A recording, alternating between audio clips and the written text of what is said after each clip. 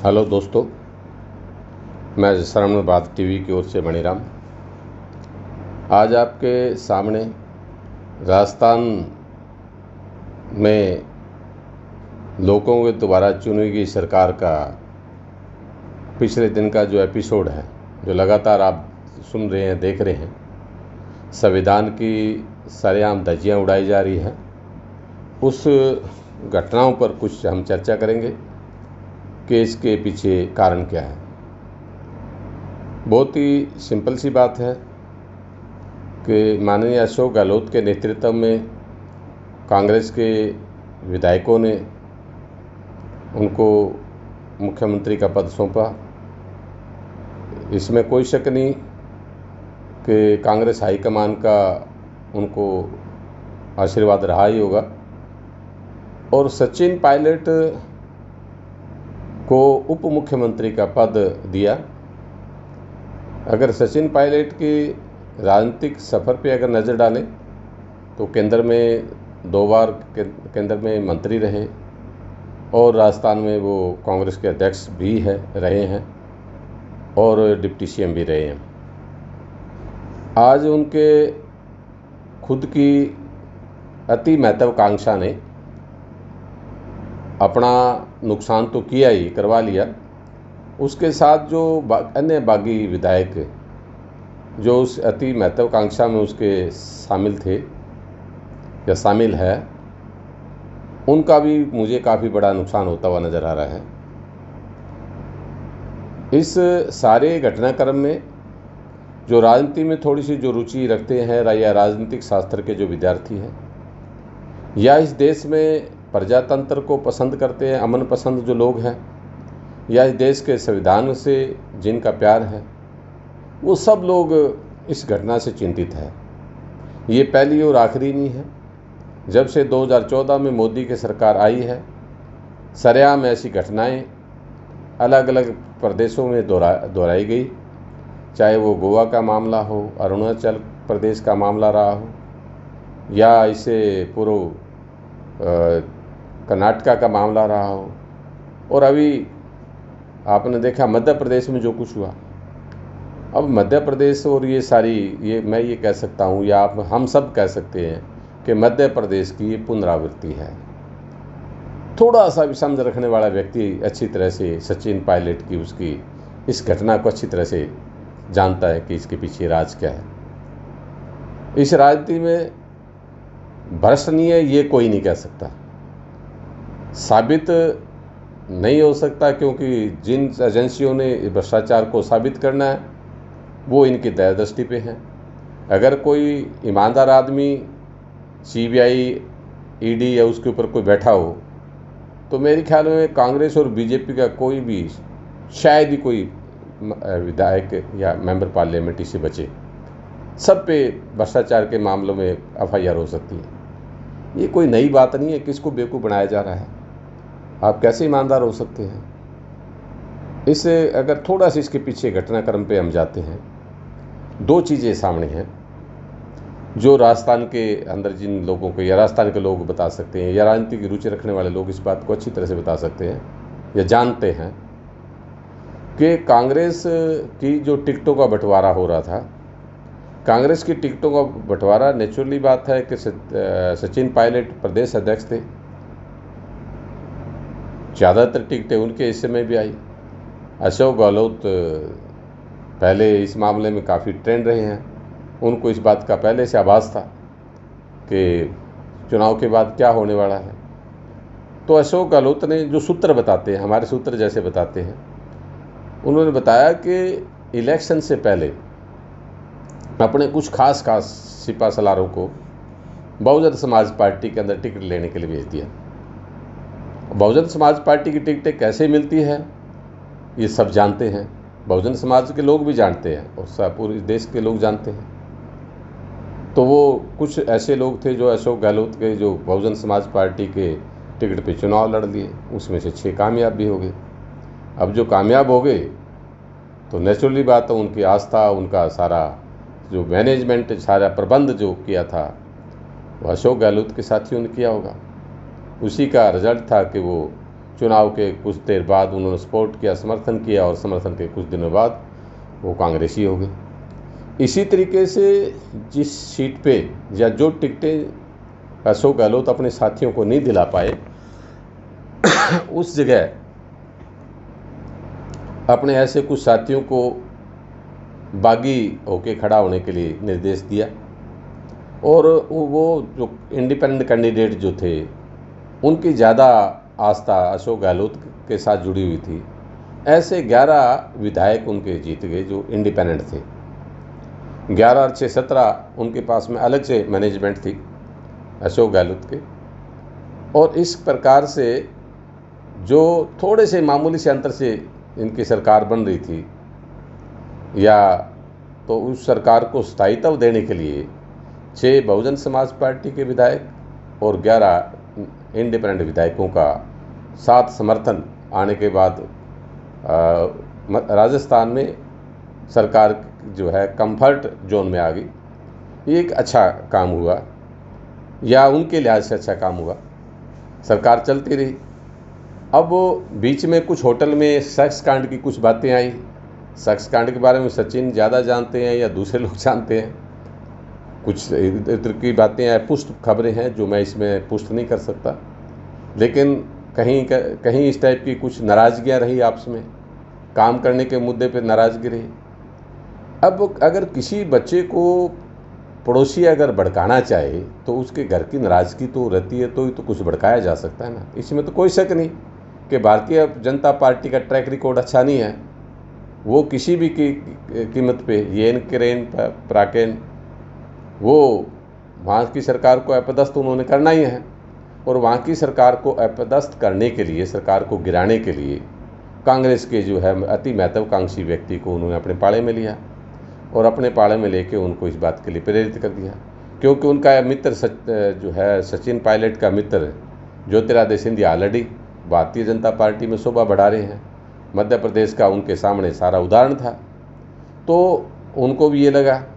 लेकिन यहाँ थोड़ा सा कांग्रेसियों ने एक अच्छा अशोक गहलोत और उनके या केंद्र के कांग्रेस इनकी हाईकमान ने एक व्यवस्था शायद ठीक कर ली कि ये समय से थोड़ा अलर्ट हो गए, और इनकी जो रिकॉर्डिंग पकड़ेगी, अब वो वैसे कोई झूठ बोले या विधायक या मंत्री के ऊपर नाम आया, केंद्र में मंत्री है, अब उनको स्वतंत्र है कॉन्स्टिट्यूशन, जिस कॉन्स्टिट्यूशन को भारतीय जनता पार्टी के लोग रोज़ कहते हैं कि तोड़ना चाहते हैं, बदलना चाहते हैं, उसी कॉन्स्टिट्यूशन का सहारा लेके, बाबा साहब के बनाए हुए कॉन्स्टिट्यूशन का सहारा लेके इन लोगों ने कहा कि ये मेरी आवाज़ नहीं है।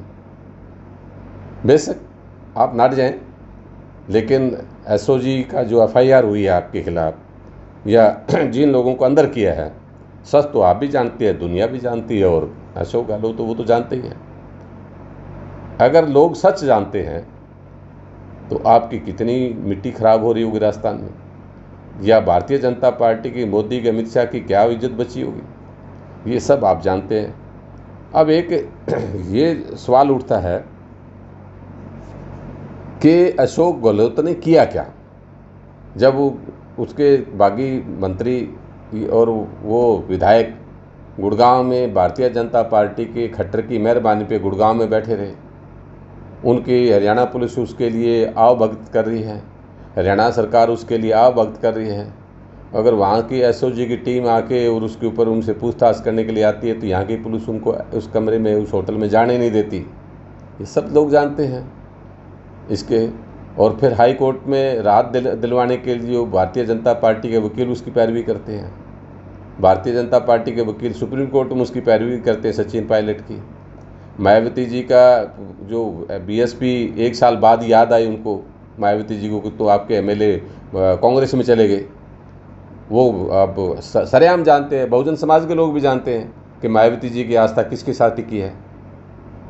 तो वो ज़रूरी बात है कि अमित शाह के इशारे पे मायावती जी एक्टिव हुई हैं, और मायावती जी अमित शाह के इशारे पे ही वो आगे उन्होंने स्टेप उठाया। और आज जो है राजस्थान हाई कोर्ट में जो वकील है वो भारतीय जनता पार्टी के वकील ही बहन जी के या मायावती जी के एमएलए के बारे में क्यों लड़ाई लड़ रहे हैं, केस क्यों लड़ रहे हैं। ये सब बातें सामने, सबके सामने है, सबके सामने दिखता है, सबके सामने दिख रहा है कि भारतीय जनता पार्टी का गेम प्लान क्या है। भारतीय जनता पार्टी के गेम प्लान के तहत ही मायावती जी का ये इतना एकदम एक्टिव होना, सतीश मिश्रा को लखनऊ से यहाँ आना, ये सारी चीज़ें दर्शाती है। सबको पता है कि आप मिश्रा जी बी प्लान हो, बीजेपी की बी टीम हो, ये सब जानते हैं। तो बीजेपी की बी टीम में अगर कोई काम करती है तो बहुजन समाज के लोग तो आपको अच्छी तरह से जानते हैं। तो किन लोगों को समझाना चाहते हैं आप? तो ऐसे हालात में अब कई बार एक पुरानी कहावत है, आदि छोड़ साजी को धावे, साजी मिले ना आदि पावे। सचिन के साथ ये हुई। चले तो मुख्यमंत्री बनने थे, वो अपनी प्रधानगी भी खो बैठे और उप मुख्यमंत्री का पद भी खो बैठे। अपना तो गया अपने दो तीन साथियों को भी लेके चले गए, उनका भी पद जाता रहा। तो मुझे नहीं लगता कि सरकार अब गिरेगी, सबको क्लियर हो गया है। इस देश के अंदर अभी लोकतंत्र कायम है। इस देश के अंदर सुप्रीम कोर्ट और हाई कोर्ट में जैसा भी है वो आपको कहीं फेवर करते भी होंगे कि जो आपके जो आरएसएस की मेंटलिटी के कुछ जज हो सकता है आपके इस निर्णय को, व्यवस्था को छोड़ के, कॉन्स्टिट्यूशन को छोड़ के कोई निर्णय दे दें। लेकिन लोग इस बात को अच्छी तरह से जानते हैं कि यहाँ होने वाला क्या है। एक कलराज मिश्र जो आज वहाँ पे गवर्नर है, मिश्र खुद जो है वहाँ उत्तर प्रदेश में, या बीजेपी के लोग अब ड्रामेबाजी करते हैं कि जी देखो जी राजस्थान के राजभवन में आके अशोक गहलोत ने के नेतृत्व में विधायकों ने धरना लगाया। कलराज मिश्र ने नहीं लगाया क्या? कलराज मिश्र जब उस वक्त गवर्नर के तो विधायक थे तो गवर्नर के वहाँ भी राजभवन, उत्तर प्रदेश राजभवन, इन्होंने भी तो धरना लगाया था। क्या कलराज मिश्र को इस बात का अधिकार था? अगर कलराज मिश्र को उस वक्त अधिकार था तो आज कलराज मिश्र के खिलाफ क्यों नहीं लगेगा? सब जानते हैं, इसमें कोई शक नहीं कि एक संवैधानिक पोस्ट है, संवैधानिक पद है राज्यपाल का। अगर संवैधानिक पद है तो उसकी जवाबदेही राष्ट्रपति के प्रति होनी चाहिए ना, मोदी और अमित शाह के प्रति नहीं होनी चाहिए ना कि केंद्र की सरकार जैसा कहे वैसा गवर्नर करे। अगर केंद्र की सरकार जैसा कहे वैसा गवर्नर करेंगे तो आप डबल स्टैंडर्ड आप नहीं कर सकते ना, डबल मापदंड आपका नहीं हो सकता। कि ये केवल आप भी अच्छी तरह से जानते हैं और जो राजनीति के शास्त्र के जो भी विद्यार्थी वो अच्छी तरह से जानते हैं कि कोई भी संसद का, विधानसभा का जो अधिवेशन बुलाना, सत्र बुलाना, ये वहाँ के कैबिनेट का फैसला होता है। वहाँ के मुख्यमंत्री की अनुसार वो डेट मिलनी होती है, उसके अनुसार वो काम करना होता है। उसकी व्यवस्था करना कि इसमें जो कोरोना है, कोरोना के हिसाब से वो सोशल डिस्टेंसिंग, या सोशल डिस्टेंसिंग तो पहले तुम्हारा शब्द गलत है। सोशल डिस्टेंसिंग का क्या मतलब? हम 5000 साल से सोशल डिस्टेंसिंग का तो 10 भेज रहे हैं। फिजिकल डिस्टेंसिंग तो हो सकता है कि एक शरीर दूसरे शरीर से दूर रहे। सोशल डिस्टेंसिंग का क्या मतलब हुआ? क्या कहना चाहते हो? एक गलत शब्द आप लगातार रिपीट कर रहे हैं कि सोशल डिस्टेंसिंग हो। क्यों सोशल डिस्टेंसिंग भाई? फिजिकल डिस्टेंस तो हो, हम एक दूसरे थोड़ी दूरी पे बैठे हैं, जैसे उसकी पैरामीटर है, एक कदम है, 3 फीट है, 6 फीट है, इतनी दूरी पे तो बैठ जाएं। ये व्यवस्था करना वहाँ के विधानसभा अध्यक्ष की है। ये आप उनको ABCD मिश्र जी आप नहीं सिखा सकते। आपसे ज़्यादा पढ़े लिखे लोग हो सकते हैं यहाँ, या आप जैसे आपके बिरादरी भाई है यहाँ जो बैठे हुए हैं विधानसभा स्पीकर, तो आप और विधानसभा स्पीकर के राज्यपाल को और राष्ट्रपति को तो सुप्रीम कोर्ट के कितने निर्णय आए हैं। ये कोई राजा थोड़े हैं कि इनके निर्णय के ऊपर कोई सवाल नहीं उठ सकता, या इनके ऊपर जो है सुप्रीम कोर्ट, हाई कोर्ट कोई व्यवस्था नहीं दे सकती। कितने केसों में दी है, तो कितने केसों में दी है, तो यहाँ क्यों नहीं हो सकता? इसलिए कि आप करो वो तो सब सही है, विधि अनुसार है, और कोई और करे वो न्याय संगत नहीं है। तो बीजेपी के लोग बड़ी सफाई से, बड़ी बेशर्मी से झूठ बोल लेते हैं। मैं हैरान होता हूँ कई बार। मैं काफ़ी दिन से देख रहा था कि इस विषय में कोई चर्चा करें या ना करें, लेकिन ऐसा लगता है कि बहुत से ऐसे लोगों की ऐसे मानसिकता ठीक नहीं है। तो मैंने सोचा ऐसे साथियों को जो बड़े दुखी, मेरी तरह दुखी होते होंगे, तो इस पे वीडियो बनाना बड़ा ज़रूरी मुझे लगा। तो इस विषय पे कि ये जो 14 अगस्त को जो राज्यपाल ने अपने हिसाब से सुविधा अनुसार डेट दी है, और जो सचिन पायलट के लिए एक व्यवस्था थोड़ी सी उन्होंने कंफर्ट जोन सचिन पायलट को रखा है। मुझे नहीं लगता वो ज़्यादा देर तक सचिन पायलट ऐसा रह पाएंगे। मुझे ये भी नहीं लगता कि उसका घर वापसी का कोई लिए कोई वेलकम द्वार लगा के रखा होगा। कांग्रेस का बोलना कुछ और होता है, करना कुछ और है। तो मुझे ये लगता है कि इस बार अशोक गहलोत ने बीजेपी को अच्छा करारा जवाब दिया।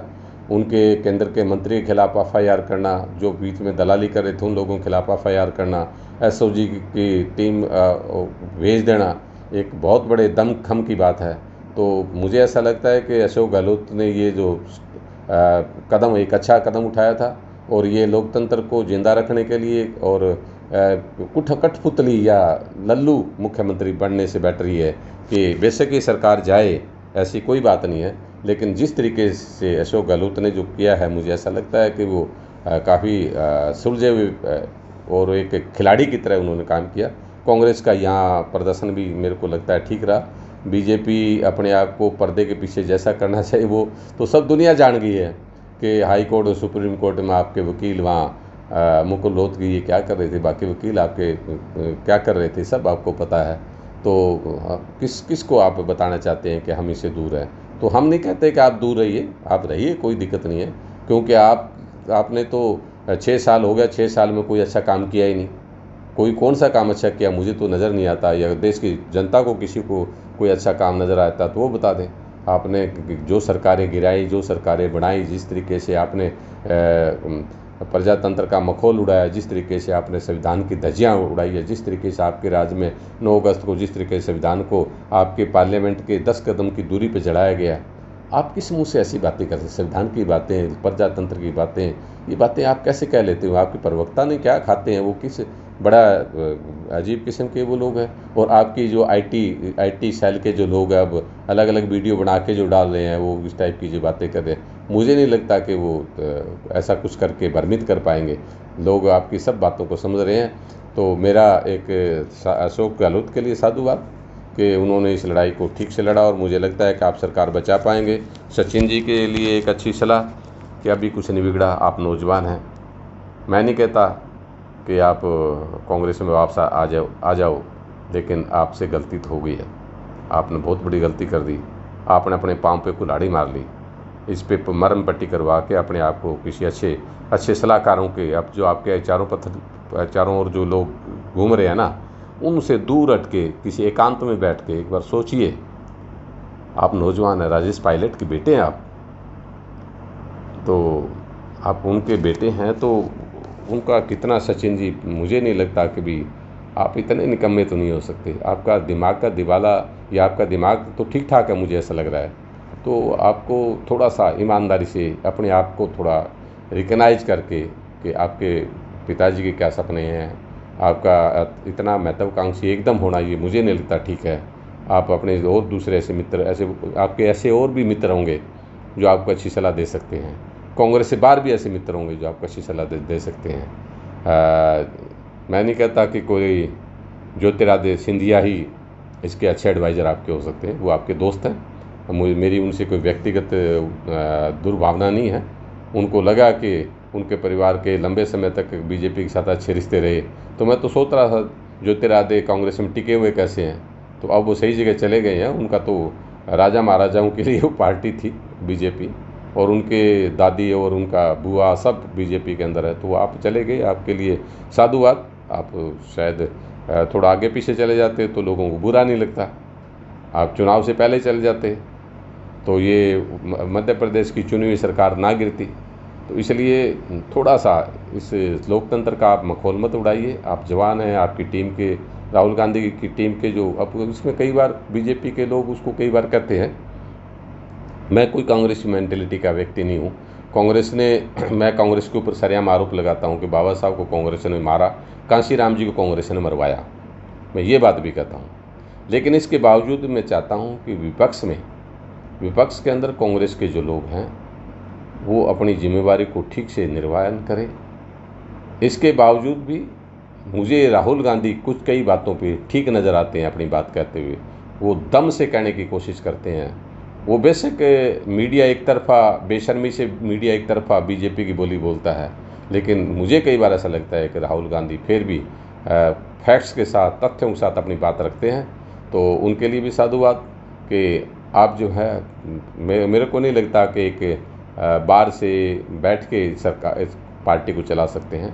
अगर इस पार्टी के अंदर दिवालियापन जिस तरीके से दिखता है, आप कांग्रेस को ठीक से अपना संभालिए, कांग्रेस को, अपनी कांग्रेस के अपना पद जो है आपने छोड़ा, मुझे नहीं लगता आपने जिन परिस्थितियों में छोड़ा, आपको कांग्रेस के पद पे दोबारा से संभालना चाहिए आपको। और कांग्रेस के अंदर आपकी आज भी आपको अच्छा साफ गोई से जो लोग हैं वो ठीक मानते हैं कि साफ़ सुथरी बात करता है राहुल गांधी।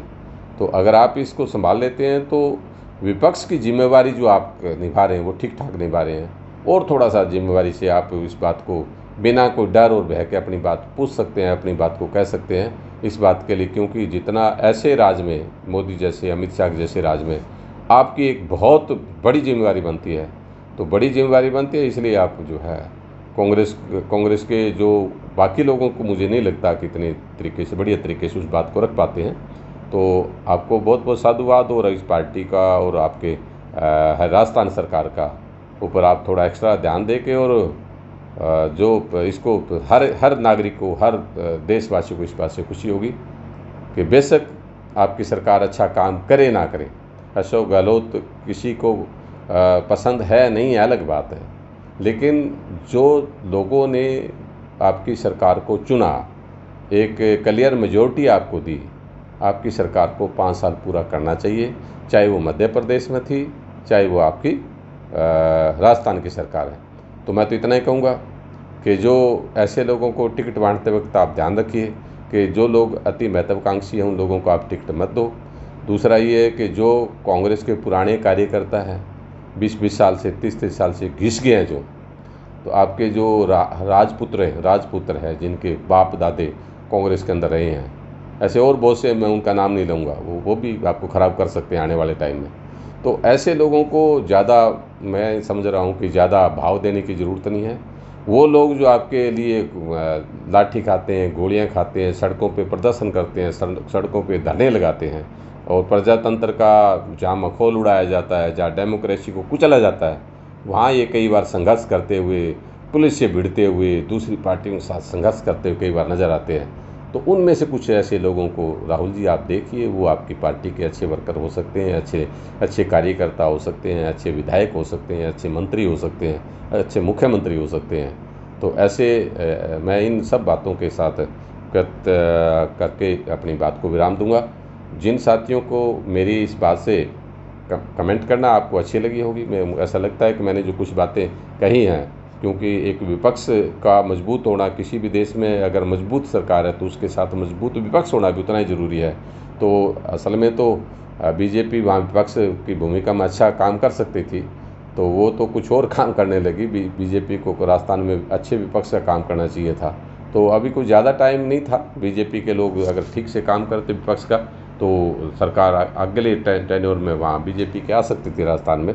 तो मेरा बस इतना ही है कि आप इसमें कमेंट करिए, आपको लगता है कि ये वीडियो अच्छी है तो अपने दोस्तों में और उनमें आप इसको शेयर करिए, और अगर आपको और अच्छा लगे तो इसको लाइक करिए, और इसके और भी आपको लगता है कि इसको और आगे बढ़ाना चाहिए तो इसका यूट्यूब चैनल में, हमारा चैनल है श्रवण भारती, इसको आप जो है इसकी घंटी को दबा के हमें समर्थन दे सकते हैं। तो नमस्कार, जय भीम, जय भारत।